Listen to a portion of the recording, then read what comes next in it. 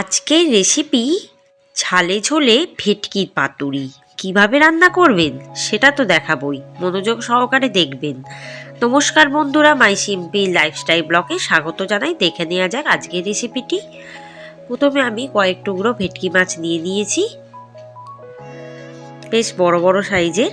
এবার এর মধ্যে কিছু মশলা আমি মাখিয়ে দেবো। সেটা হচ্ছে 1 টেবিল চামচ হলুদ গুঁড়ো, 1 টেবিল চামচ নুন আর 3 টেবিল চামচ সর্ষের তেল। খুব ভালো মতো মাছটাকে ম্যারিনেট করে 30 মিনিট রুম টেম্পারেচারে রেখে দিতে হবে। মাছের গায়ে আগে থেকে হলুদ আর নুনটা মাখিয়ে রাখলে মাছগুলো কিন্তু পাতুরি করার সময় ভেঙে যাওয়ার সম্ভাবনা কম থাকে। এবার কিছু মশলা আমি বেটে দেবো। দিয়ে দেবো 5 টেবিল চামচ পোস্ত, 1 চামচ সাদা সর্ষে, 1 চামচ কালো সর্ষে,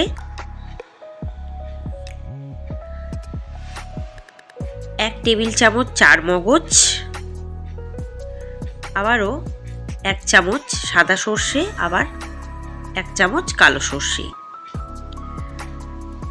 আবার দিলাম 1 টেবিল চামচ চার মগজ। এটাকে ড্রাইভাবে ব্লেন্ড করে দিতে হবে।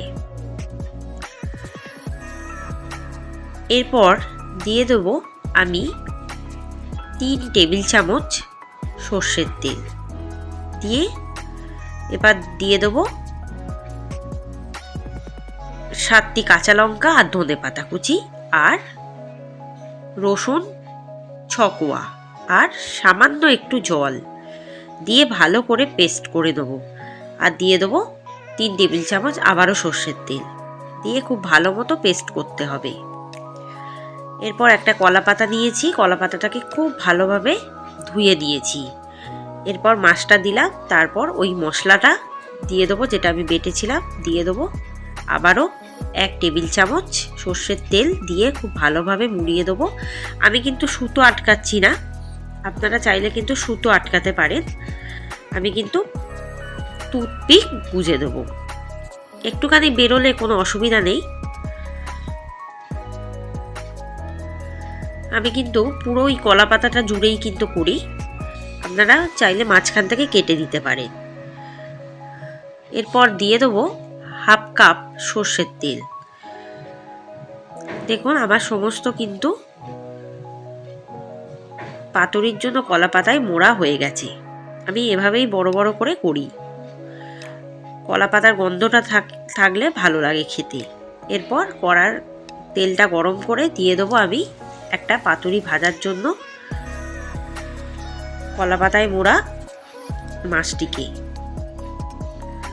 একটু ফাটবে, তাই একটু দূরে সরে যাবেন। প্রথমটা দিলে একটু ফাটতে পারে, তারপর পরেরটা দেবেন। এর সময় আঁচটাকে কমিয়ে দেবেন, কোনো অসুবিধা হবে না। পুরোটা জুড়ে কেন করি কলা পাতাটা, কারণ আমার ঠাকুমাকে আমি দেখতাম পুরোটা কলা পাতা জুড়ে করতে পাতুরিটা। তাহলে কি হবে, কলা পাতার গন্ধটা কিন্তু এই মাছের গায়ে চলে আসবে, তাহলে খেতে কিন্তু আরও টেস্টি হবে। একটা পিঠ হলে তারপর অপর পিঠটা আস্তে করে উল্টাবেন আর মাছটা সেদ্ধ হতে 15 থেকে 20 মিনিট টাইম দেবেন।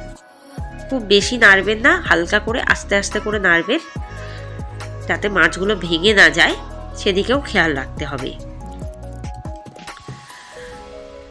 দেখুন একটা পাতুরি কিন্তু আমার ভাজা হয়ে গেছে। যেটা সেকেন্ডটা দিলাম সেটা কিন্তু এখনো ভাজা হয়নি, একটা কিন্তু ভাজা হয়ে গেছে।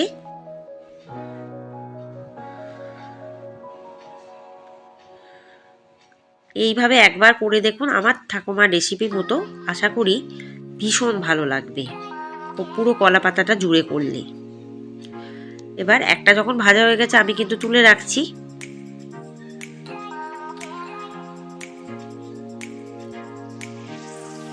এবার বাকিটাও ভাজা হয়ে গেছে।